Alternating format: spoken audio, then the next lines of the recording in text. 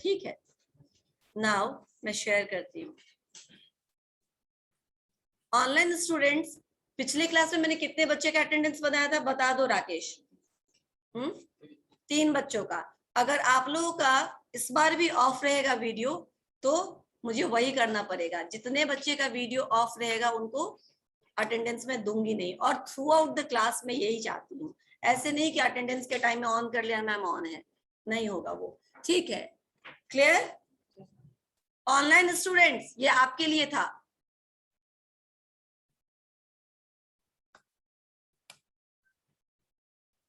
बंद करो, बंद करो, कोई बात नहीं, म्यूट कर लो इसको, म्यूट कर लो, फिर बच सकता है वो। ओके ठीक है, तो हम लोगों ने पढ़े थे क्या क्या था, क्या क्या था, कौन कौन से पॉइंट थे? मोबाइल किसी के हाथ में नहीं रहेगा, क्या क्या पॉइंट था? ये लास्ट वार्निंग है, मोबाइल अगर ऑन है तो ऑफ करके रख लो, अगर ऑन है तो ऑफ करके रख लो। मैं लूंगी तो दूंगी नहीं, फिर वो आपको पोदार सर से लेना पड़ेगा। ठीक है, वो जैसे भी दे दे उनकी मर्जी, ठीक है ना, मुझे उसमें कोई इंटरेस्ट नहीं है। राइट, मैंने किसी को ज्वाइन होने के लिए नहीं बोला। हो गया? ठीक है, हम लोगों ने उसमें 5 पॉइंट्स पढ़े थे, क्या क्या अभी मैंने कवर कर रखा है, बोलो। पहला पॉइंट क्या था? ब्यूरोक्रेटिक मैनेजमेंट में division of work common everywhere, first point. ठीक है, next, division of work explain करने की जरूरत है? नो। नेक्स्ट,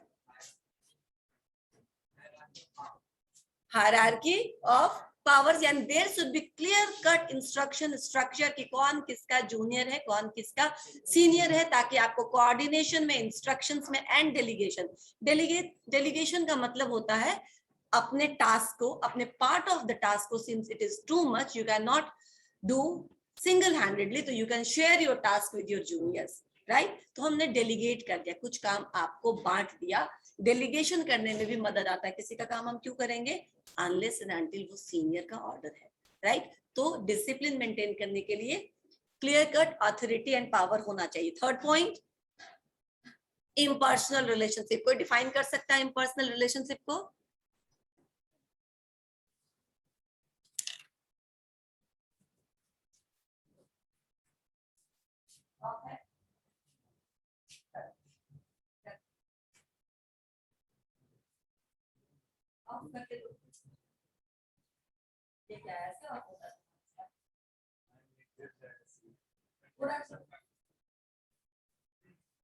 ठीक है, impersonal relationship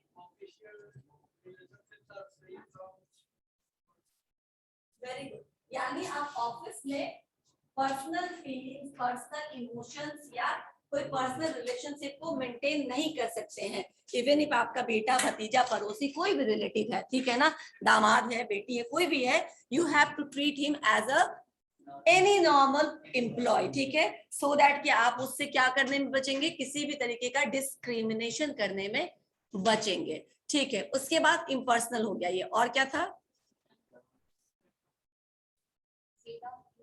set of rules and regulations, यानी कि रूल्स एंड रेगुलेशंस हर जगह जरूरी है, लेकिन मैंने कहा था अगर आपके रूल्स एंड रेगुलेशंस आपके, उसको बोलो थोड़ी देर आ जाए, फिर दूसरा मोबाइल भी है क्या उसके पास?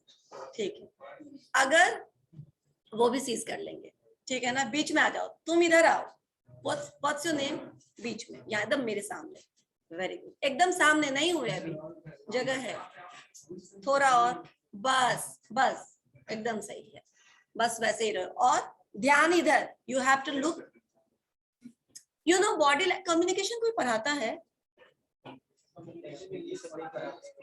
नहीं पढ़ाते हैं ना। कम्युनिकेशन में एक पॉइंट है कि आपका कम्युनिकेशन इफेक्टिव तब होता है व्हेन यू आर इंटरैक्टिंग, आपका जो eye contact है, that is a major part of communication. If I am teaching you all and you are looking here, can I focus? तुम सेम वही चीज कर रहे हो, मैं पढ़ा रही हूँ, तुम अभी भी मुंह नीचे देख रहे हो, इसका मतलब है कि तुम नहीं पढ़ना चाहते हो, तो तुम बाहर चले जाओ, मैं तुमको वो भी छूट दे रही हूँ, रोल नंबर इसका लिख लो, मैं इसको अटेंडेंस दे दूंगी, बता दो अपना रोल नंबर। इतना क्या बिजी हो यार, क्लास का आधा घंटा बीत गया, you are still busy. Okay, अगर क्लास करना है तो बैठो, नहीं तो जाओ, कोई, मैं अटेंडेंस मार्क कर दूंगी, मैं उसमें बहुत ज्यादा बेनिवोलेंट हूँ। बेनिवोलेंट का मतलब पढ़ाया था तुम लोगों को ब्रिज कोर्स में, बी तक नहीं गए तुम लोग। हाँ, कोई तो बी तक गया होगा इस क्लास में। मैंने 3 को पढ़ाया था, ब्रिज 3 में पढ़ाया था। बेनिवोलेंट मतलब होता है कि जेनरस, काइंड, दानवीर, ठीक है ना, दोनों हाथ से लुटाना। मैं आपको दोनों हाथ से लुटा के अटेंडेंस दे दूंगी, लेकिन you will miss the major thing. Attendance तो मिल जाएगा लेकिन नॉलेज नहीं मिलेगा बिना पढ़े। ओके, तो हम लोग बोले सेट ऑफ रूल्स, यानी set of rules is mandatory in bureaucratic structure of organisation. तो ये क्यों किया गया था? सो दैट कि कोई इनडिसिप्लिन नहीं हो, डिसोबे नहीं हो। मैम बोल रही है मोबाइल दे दो, तो अच्छे बच्चे की तरह दे दिया, राइट, इवन इफ बोलने के बाद यूज किया, लेकिन दे दिया। अगर नहीं दे, ठीक है ना, नहीं देंगे, then your name will be booked in indiscipline register, और उसका खामियाजा आपको फर्स्ट सेम से लेकर 6th सेम तक कैसे भुगतना पड़ेगा? एक्सटर्नल के मार्क्स, इंटरनल के मार्क्स, एक्सटर्नल के मार्क्स नहीं, इंटरनल के मार्क्स हर ईयर आपका डिडक्ट हो जाएगा। आपको कहीं कोई प्रिविलेज नहीं मिलेगा अदरवाइज रेगुलर रहने पर, ठीक है ना, डिसिप्लिन रहने पर। इस पर भी मार्क्स है जिसको जेनरसली दिया जाता है। हर बार इंटरनल मार्क्स देने के पड़े, अगर अटेंडेंस प्रॉपर है, अगर आपका डिसिप्लिन में कोई इशू नहीं, आज तक आपका नाम बुक नहीं हुआ है डिसिप्लिन रजिस्टर में, तो आपको जितना भी आपने मार्क्स ऑब्टेन किया उसके ऊपर आपको सर्टेन परसेंटेज का दिया जाता है, ठीक है ना। सबको दे दो 5%, 10% तक हम देते हैं, ताकि आप ये सब through out the year maintain करके रख सके।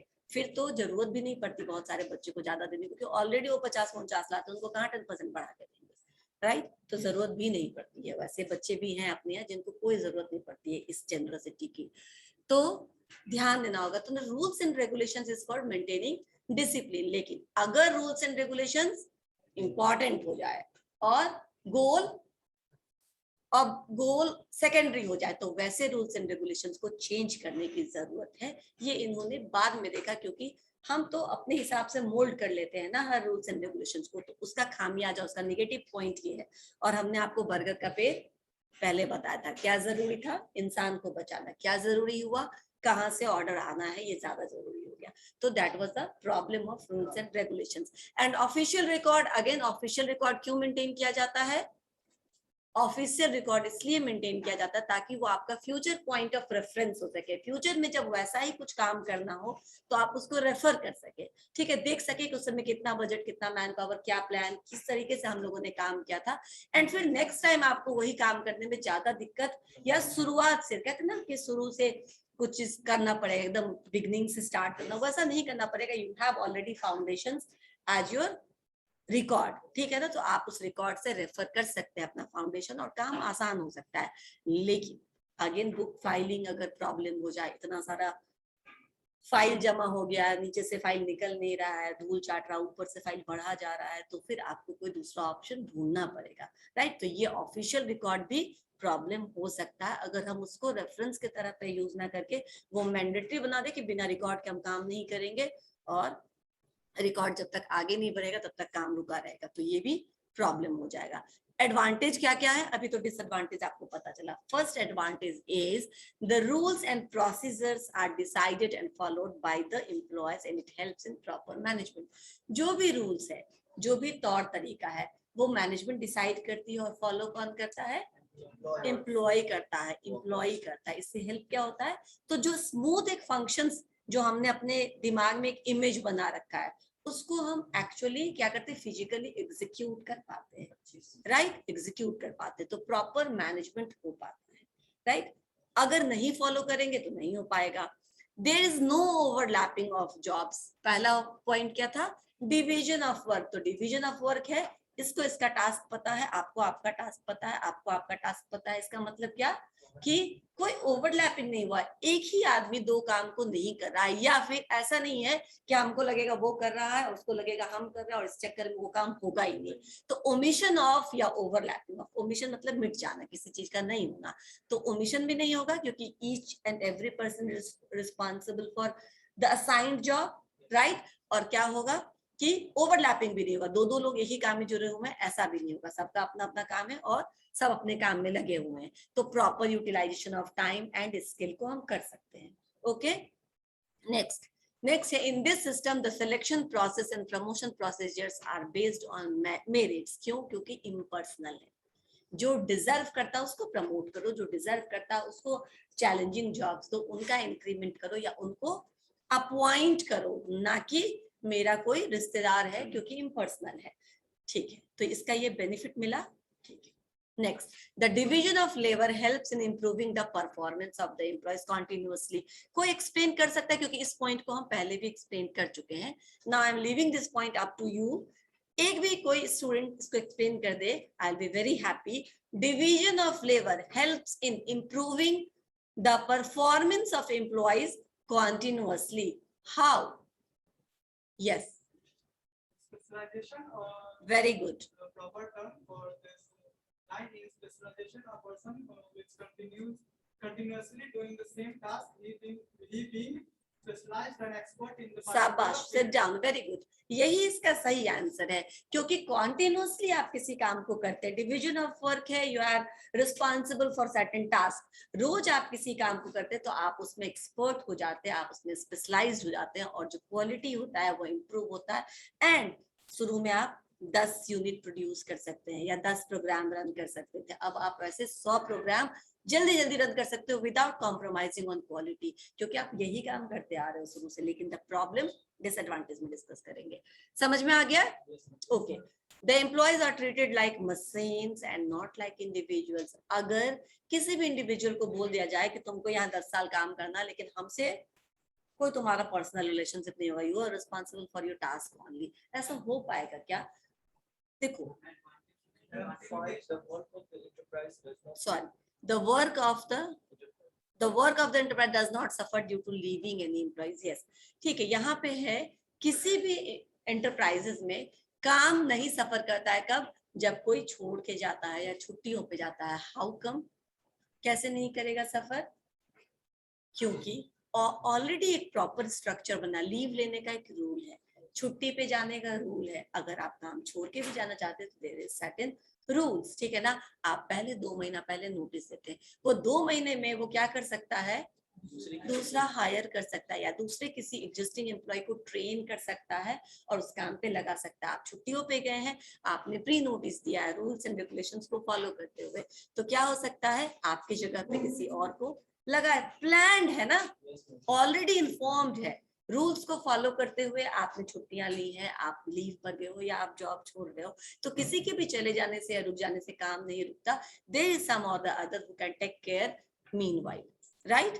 तो ये भी पॉइंट समझ में आ गया। These are the advantage. Now limitations, red tapism या टू मच रेड टेपिज्म मतलब डॉक्यूमेंटेशन, टू मच डॉक्यूमेंटेशन, जो हम रिकॉर्ड कीपिंग जिसको बोलते हैं। तो बहुत ज्यादा डॉक्यूमेंटेशन या बहुत ज्यादा रिपोर्ट कीपिंग, रिकॉर्ड कीपिंग क्या होता है, कभी कभी अफेक्ट करता है एडवर्सली, ठीक है ना। जब तक हमारा पेपर वर्क काम नहीं खत्म नहीं हो जाएगा तब तक हम रियल वर्क करना नहीं शुरू करेंगे। आपको मालूम है क्या प्रॉब्लम्स होता है इसमें, ठीक है। तो ये एडवर्सली मतलब निगेटिवली अफेक्ट करता है ऑर्गेनाइजेशन के काम को, प्रोडक्टिविटी को। इसको क्या एक्सप्लेन करने की जरूरत है इस पॉइंट को? नहीं ना। Okay, the employees do not develop belongingness to the organisation. इसका मतलब ये पॉइंट किस पॉइंट को डिनोट करता है? The employee does not develop any belongingness to the organization. Impersonal relation, very good. Since there is impersonal relationship, employee को कभी कोई इनफॉर्मल रिलेशन डेवलप करने का मौका ही नहीं मिलता है, वो बिल्कुल मशीन की तरह, ठीक है ना, बिल्कुल आता है, अपना काम ड्यूटी किया, चला गया। क्या मतलब है ऑर्गेनाइजेशन सक्सेसफुल हो ना हो, उसका गोल अचीव हुआ ना हुआ, क्योंकि ये मतलब कब होता है? तुम अपने घर में कोई काम करो, ठीक है ना, और तुम्हारे पड़ोसी के घर में कोई काम हो, यू विल कंट्रीब्यूट देयर। अगर आपको अपने पड़ोसी के घर में भी कोई काम बुला के बोला जाता है कि भाई तुम ये काम कर दोगे, and you take the responsibility, तो आप अपना काम वहां पे भी कर दोगे। लेकिन जब काम आपके घर का होता है तो आप क्या करते हो? एकदम से अलर्ट रहते हो ना, कि हमारे यहाँ कभी कोई ऐसा भूल चूक नहीं हो जाए कि हमारे यहाँ दोबारा कोई आने में या फिर इस तरह का प्रॉब्लम करने में मुश्किल हो जाए, जिसको भी बुलाया वो खुश होके जाए और कहीं किसी तरह की परेशानी नहीं हो। तो सारी रिस्पॉन्सिबिलिटी तुम अपने सर पे ले लेते हो, even without assigning any responsibility. होता है ना, कभी किया होगा आप लोगों ने, ठीक है ना, छोटे छोटे मौका, पूजा का प्रसाद ही बांटना है तो कितना ज्यादा एकदम टो पे रहते हो कि कोई छूट ना जाए, ठीक है ना, कोई ऐसे ना हो जाए, कुछ गड़बड़ ना हो जाए, अपना हिस्सा नहीं खाएंगे लेकिन दूसरे को दे देंगे अगर कभी कम हो रहा है तो। करते हैं ना, कोई नहीं बोलता ये सब, ये हमारे अपने अंदर आते, since we are emotionally attach with our family. तो अगर आपका इस तरीके का इनफॉर्मल रिलेशन है अपने ऑर्गेनाइजेशन से कि चाहे जो भी हो हम अपने ऑर्गेनाइजेशन का साथ नहीं छोड़ेंगे, जो गोल है उसको दिन रात काम करके अचीव करेंगे और सक्सेस लेंगे, तो आप क्या कर सकते हो, घंटे नहीं देखोगे, then you stop watching the time, right, क्योंकि आपको पता है कि अभी हमारे पास इतना टाइम है, उसमें ये किसी तरह काम करना है, मैन पावर हो सकता है कम हो, कुछ लोग बीमार हो सकते हैं अचानक से आपके टीम में, और आपको उस टीम मेंबर्स का भी काम करना पड़ सकता है, but without any complain you will take the onus, क्योंकि इमोशनली अटैच्ड हो अपने टीम के साथ, ऑर्गेनाइजेशन के साथ, राइट। लेकिन इम्पर्सनल रिलेशन है, मेरा क्या जाता है, ठीक है ना, मुझे तो पैसा मिलेगा, मैंने तो अपना काम किया ही, पड़ोसी क्या काम था मैंने भाई कर दिया, अब उनके यहाँ लोग खुश हो ना हो, उनका काम जैसा भी हो, हम क्या कर सकते हैं। समझ में आया क्या एटीट्यूड में डिफरेंस होता है, यही एटीट्यूड में डिफरेंस हो जाता है इम्पर्सनल रिलेशन होने के कारण, जो कि कहीं ना कहीं ज्यादा घातक होता है। मैंने कहा ना कि हमेशा ऑर्गेनाइजेशन में फॉर्मली हम लोग अटैच्ड होते हैं, लेकिन जो ज्यादा हेल्प करता है वो इनफॉर्मल अटैचमेंट करता है, ठीक है, ऑर्गेनाइजेशन में ठीक है हमारा रूल है, हम उसी रूल से आते हैं जाते हैं, लेकिन व्हेन वी बिकम इनफॉर्मल, उस दिन हम किसी किसी दिन extra time, extra energy, extra effort लगाया जाता है। कोई भी उस दिन, जब वीवो वाला आपने एग्जांपल लिया, वीवो वाले दिन 8:30 बजे तक चला, ठीक है ना, nobody is responsible to stay here for 8:30, लेकिन जो लोगों को जिम्मेदारी की थी वो रुके ना कॉलेज के 8:30 तक, बिना किसी नोटिस के, बिना किसी इस रिमाइंडर के कि आपको रुकना है, क्योंकि ये आपकी जिम्मेदारी है, आपके कॉलेज में कैंपस आया है, उनको जाने गए बिना आप कैसे जा सकते हो, ठीक है। तो ये क्या होता है, informal, otherwise I can go, I can close my laptop and can go at my time, right. ये होता है इनफॉर्मल रिलेशनशिप, एंड आपको ज्यादातर जो बेनिफिट्स होते हैं ऑर्गेनाइजेशन में, ये इनफॉर्मल रिलेशंस और इनफॉर्मली जब आप काम करते हैं अपने ऑर्गेनाइजेशन के लिए beyond the boundaries of rules and regulations, तभी आप कहाँ आते हैं, लाइमलाइट में आते हैं, तभी उसका बेनिफिट आपको ऑर्गेनाइजेशन में मिलता है, आपको क्रेडिट मिलता है, क्योंकि जितने काम के लिए हमने आपको हायर किया है उतना ही काम अगर आप कर रहे हो तो we are paying you for the same thing, तो फिर क्यों तुमको हम कुछ और दे। समझ में आया, तो गिव एंड टेक हो जाता है। Now too much dependency on rules and regulations, ये आपको अब बताने की जरूरत नहीं है, ये वही बरगद की पेड़ वाली बात है कि रूल्स एंड रेगुलेशंस पे ज्यादा डिपेंडेंसी हो जाएंगे तो गोल सेकेंडरी हो जाएगा, जबकि गोल हमेशा प्राइमरी होना चाहिए। Rules and regulations are formulated only to achieve that goal, है ना, तो हमको रूल एंड रेगुलेशन नहीं अचीव करना है, हमको क्या अचीव करना है, गोल अचीव करना है, राइट। ठीक है, हमको आपको शांति से यहाँ बैठा करके 1 घंटा नहीं रखना है, बल्कि आप आधे घंटे पढ़िए, लेकिन अच्छे से पढ़िए, इसीलिए शांति जरूरी है। अब समझ में आया पीस क्यों जरूरी है, ताकि तुम पौना घंटा पढ़ो, आधा घंटा पढ़ो, लेकिन समझ के जाओ, राइट। तुम यहाँ 2 घंटा बैठो, शांति से बैठो, लेकिन कुछ नहीं पढ़ के जाओ, तो क्या है जरूरी है, पहला वाला जरूरी है, right. Next, the employees are treated like machines, ये मैं तो उस समय बता रही थी, sorry. The employees are treated like machines, why, because देखो कोई भी इमोशनल रहेगा, इवन इफ हम एक पेट पालते हैं, ठीक है ना, डॉगी रखते हैं या कोई भी, वो भी धीरे धीरे हमारा फैमिली मेंबर हो जाता है, इमोशनली अटैच्ड हो जाता है, राइट। तो जब आदमी को आदमी की तरह ट्रीट करेंगे तो ऑब्वियसली वो अच्छा बुरा फील करेगा, मोटिवेटेड डिमोटिवेटेड फील करेगा, फ्रस्ट्रेटेड डिलाइटेड फील करेगा, और वो एक्सप्रेस करेगा, राइट। जब भी आप बोल देते पर्सनल, राइट, ठीक है ना, हायरार्की, उस समय क्या होता है, बहुत ज्यादा रूल से वो कसा हुआ होता है, और उस समय वो आप बोलते हो तुम कुछ फील मत करो, ठीक है ना, तुम बस अपना काम करो, इट इज नॉट पॉसिबल, ठीक है। और अगर ऐसा पॉसिबल हो जाए, आदमी अगर डिलाइटेड फील करना बंद कर दे, स्ट्रेस्ड फील करना बंद कर दे, इमोशनली जुड़ना बंद कर दे, तो क्या हो जाएगा, काम हैम्पर होगा बाद में आपका, ठीक है ना, जिस समय आपको जरूरत होगी उस समय आपके पास कोई नहीं रहेगा। दिस पॉइंट सेज कि इस पूरे ब्यूरोक्रेटिक मैनेजमेंट में इवन पूरे सिस्टम में क्लासिकल थियरी को अगर हम ओवरऑल ले तो इक्विटी की बात भी सिर्फ एच हेनरी फ्योल ही कर रहे हैं, राइट। रेम्यूनरेशन एंड इक्विटी की बात सिर्फ हेनरी फ्योल ही कर रहे हैं, वो भी एक आध टर्म में। तो ओवरऑल पूरा जो क्लासिकल थियरी है It is not based on human, that is based on machines and productivity. इस तरीके से यूज करो मशीन का और ह्यूमन रिसोर्सेज का कि प्रोडक्टिविटी बढ़े और प्रॉफिट बढ़े। प्रॉफिट एंड प्रोडक्टिविटी बढ़ेगी, लेकिन ह्यूमन रिसोर्सेज को मेजर इंपॉर्टेंस नहीं दिया गया, और यही मेजर ड्रॉबैक भी है क्लासिकल थ्योरी का। ठीक है, अगर मेजर ड्रॉबैक क्लासिकल थ्योरी का ओवरऑल सोचे, यानी तीनों थ्योरीज का, तो major drawback is the focus is on productivity, profitability, not on the human resources. अगर आपका ह्यूमन रिसोर्सेज खुश नहीं रहेगा तो ऑर्गेनाइजेशन ग्रो कभी नहीं करेगा। ठीक है ना, कभी जाएगा फिर रुक जाएगा। सस्टेनेबल डेवलपमेंट यानी एक जैसा डेवलपमेंट नहीं हो पाएगा। ओके, अब ये पूरा का पूरा इवैल्यूएशन है, यानी जो तुम बोल रहे थे ना कि हम सबका एडवांटेज डिसएडवांटेज नहीं पड़ेगा। अगर हम इस तीनों ही थियोरी को, ये क्लासिकल थियोरी का तीनों मेजर माइलस्टोन बोल सकते हैं, ठीक है ना, और ये पूरा मैनेजमेंट का माइलस्टोन है। क्योंकि मैंने पहले ही बताया था, जब पहली बार हम कोई काम करते हैं तो बहुत सारे ड्रॉबैक्स होते हैं। अच्छा, ये क्लासिकल थियोरी से पहले जितना भी हम लोगों ने थियोरी पढ़ा, क्या था? छोटा छोटा स्टेटमेंट, किसी एक डायमेंशन को लेकर के डिस्कशन किया गया था, या तो वेलफेयर को लेकर के, या फिर प्रोडक्टिविटी को लेकर के, या फिर science not rule of thumb को लेकर के। लेकिन ऐसा कुछ मल्टी डायमेंशनल अप्रोच देखा आपने इससे पहले? नहीं था। These three have multi dimensional approach, ठीक ना। इस तीनों थ्योरी में आपको एक से अधिक डायमेंशंस पे इन लोगों ने बात किया, ठीक है ना। लेकिन इतना तो ये अच्छी बात है, लेकिन जब हम कोई काम पहली बार करते हैं, ठीक है ना, फर्स्ट टाइम, उसमें क्या होगा? परफेक्शन रहेगा या उसमें गलतियां रहेंगी? गलतियां रहेंगी, लेकिन पहली बार फिर भी करना अपने आप में एक अचीवमेंट है। Even if that has been completed with so many mistakes, लेकिन वो अचीवमेंट, और दूसरी बार उसको कोई बेसिस बना के काम करेगा तो ऑब्वियसली वो उससे बेहतर होगा, है ना। तो इसीलिए इसको माइलस्टोन बोलते हैं, क्योंकि ये it act these three theories of management act as the foundation for the rest of the worker over this, right. आगे जितने भी आए, रिटन मायो आए या पीटर ड्रकर आए, सबके लिए ये बेसिस हुआ, ठीक है ना। इसको आधार मान करके, इसको ऑफिशियल रिकॉर्ड तुम बोल सकते हो, ठीक है ना, इसको रेफरेंस मान करके उन लोगों ने आगे का काम शुरू किया। इसीलिए ऑब्वियसली इसके बाद जितने लोग आए, थोड़ा बेटर वर्जन, लेकिन फाउंडेशन कौन था? यही था। तो फाउंडेशन यही था, इसमें आपने क्या किया? सुधार करने का काम किया। इसीलिए ये तीनों फादर्स माने जाते हैं अपने अपने क्षेत्र के। ब्यूरोक्रेटिक मैनेजमेंट के मैक्स वेबर, एडमिनिस्ट्रेटिव मैनेजमेंट के Henry Fayol, and scientific management के F.W. टेलर, ठीक है।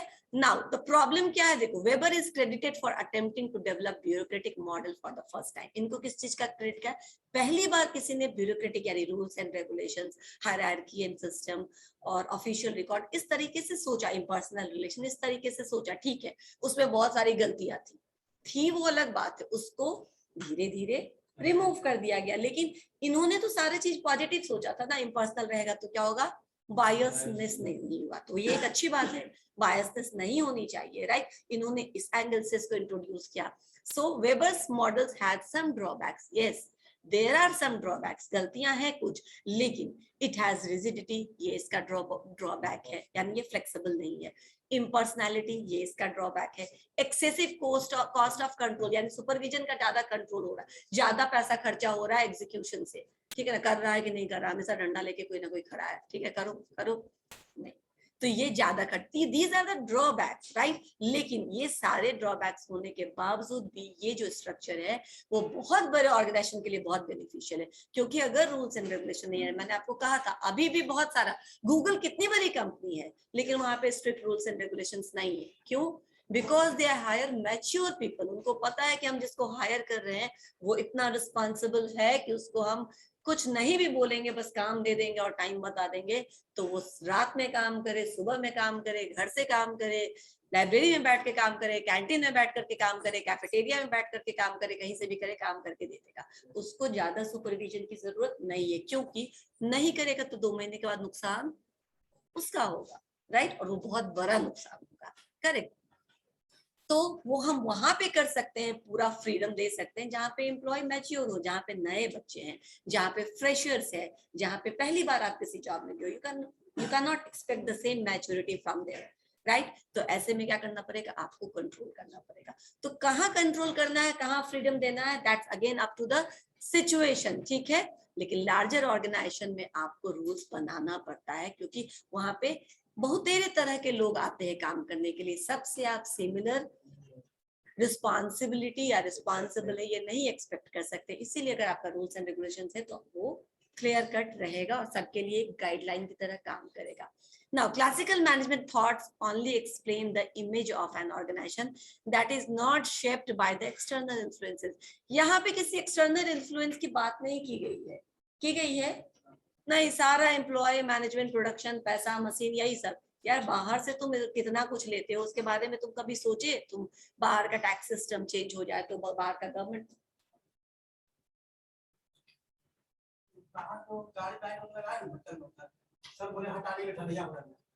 बच्चे लोगों का गाड़ी जो लगा हुआ, किसी बच्चे का लगा हुआ, 5 मिनट दीजिए मैं वाइंड अप कर देती हूँ ये क्लास। ठीक है, चलो ठीक है, नेक्स्ट हम लोग आगे पढ़ लेंगे। तो क्लासिकल मैनेजमेंट में जो एक स्ट्रक्चर या जो आपको पढ़ाया जा रहा है वो सब कुछ है कि ऑर्गेनाइजेशन अपने आप में सेल्फ सफिशिएंट है, but organisation is not self sufficient. Organisation is largely dependent upon external factors like government policies, economical policies, technical development, right, EXIM policy जो एक्सपोर्ट इंपोर्ट का पॉलिसी होता है, सब चीज इन्फ्लुएंस करता है एक ऑर्गेनाइजेशन के स्ट्रक्चर को। एक्सपोर्ट इंपोर्ट अभी जो ये था कोरोना, उसमें प्रभावित हुआ कि नहीं हुआ? प्रभावित हुआ, बहुत बुरी तरीके से प्रभावित हुआ। तो देयर आर सर्टेन थिंग्स जो बुरी तरीके से प्रभावित हुआ, राइट? कुछ बोल रहे हो क्या? कोई कुछ बोला क्या अभी? ठीक है, सिद्धांत क्या बोले? बोले तो बोलो, बोल सकते हो तुम, ठीक है। तो क्या होता है, तो इस आप डिपेंडेंट है, यानी अपने आप में कोई चीज कंप्लीट नहीं है, डिपेंडेंसी को नहीं यहाँ पे बताया गया। आगे पढ़ेंगे हम लोग सिस्टम अप्रोच, जिसमें एक्सटर्नल एंड इंटरनल सिस्टम और दोनों कैसे कोऑर्डिनेटेड वे में काम करता है, में इसके बारे में पढ़ेंगे। चलो, rest will discuss in the next class, right?